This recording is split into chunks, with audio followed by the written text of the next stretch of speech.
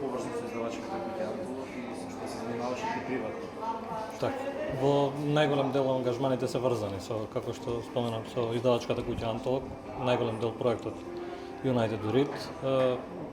Во суштина, јас сум графички дизајнер, ако тоа го сврстиме во некаков склоп на ориентација, се трудам да бидам човек кој се изразува на различни начини, најчесто визуелно, така да, визуелен артист кој што е фриленсер во моментов.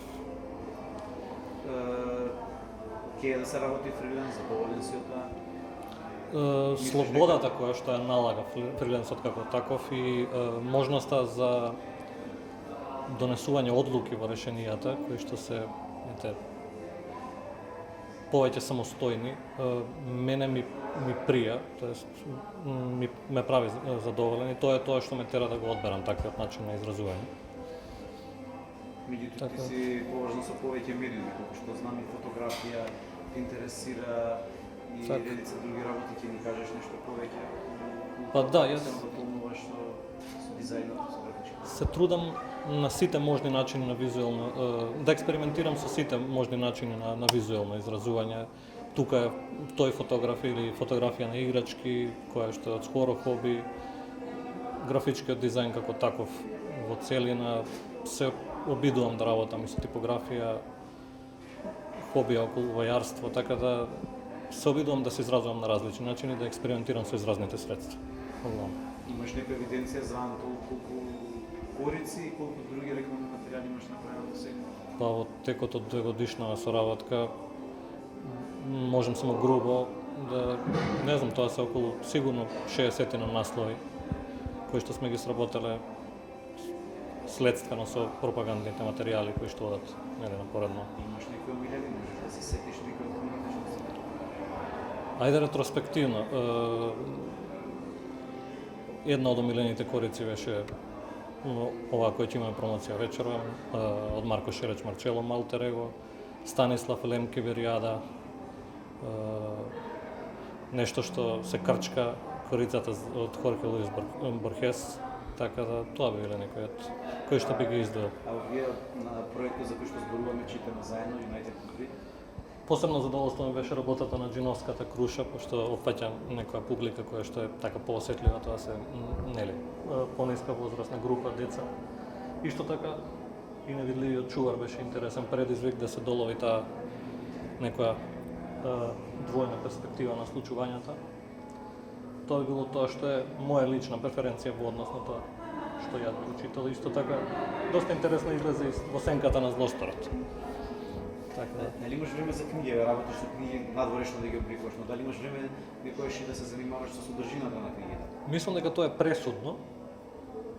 Ми е големо задоволство читањето, така да се обидувам да бидам и таму и таму. Од таму е црпам инспирацијата, таму се оние врзивни символи кои што даваат идеја каде би требало да биде насоката за градење на корицата. Читам и секако се обидувам да читам колку што ми дозволува времето и надвор од овие проекти.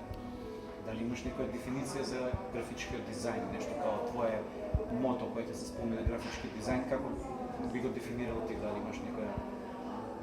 Интересно, ова референца, баш Борхес го спомнав пред малку, јас искрено и не верувам многу во дефиниции. И тоа е и негова референца, се обидувам да го представам како метафора и како изразно средство. Тоа би било јадрото на графичкиот дизајн за мене, затоа што, како што кажав и претходно, експериментирам со најразлични техники и тоа не се само графички техники. Така да дефиниција некоја не би можел да издвојам, ама тоа се некои референции кои што водат што за мене лично е графичкиот дизајн. Книгите, сите овие книги кои што се во склоп на проектот читаме заедно, доаѓаат од различни култури. Дали имаш некоја култура за кој што си читал книги, слушал музика, гледал филмови од Европа, со кој што чувствуваш дека без огледали си патувал таму или не, ти е многу сродна на твојот табијат покрај македонската култура на која што формално мораш да припаѓаш? Јасно. Па еве пак ќе почнам од таа менталитетска нишка блискост која што ја имаме со Србија, ете би го споменал Марчело, тој беше еден од реперите кои што ме водеа низ истражување на балканската литература, ако можем него да го издвојам.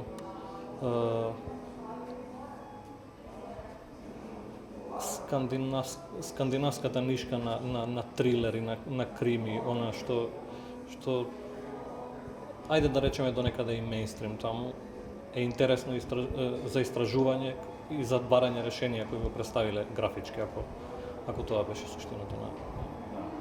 И последно прашање, дали постои автор, жив или нежив, кој што би сакал да го запознаеш без оглед на тоа дали е жив или нежив? Како омилен писател, освен Марчело? Так, би бил тоа Борхес, од тие кои што веќе не се меѓу нас и да кажеме можеби Мирослав Кундера, можеби Зоран Живковиќ, што е еден српски автор и професор на Филолошкиот факултет во Белград. Така тоа било што сега ми паѓа на памет. Кое прашање никој што ти го поставиле, а сакаш да го поставиш? Не сум размислил искрено.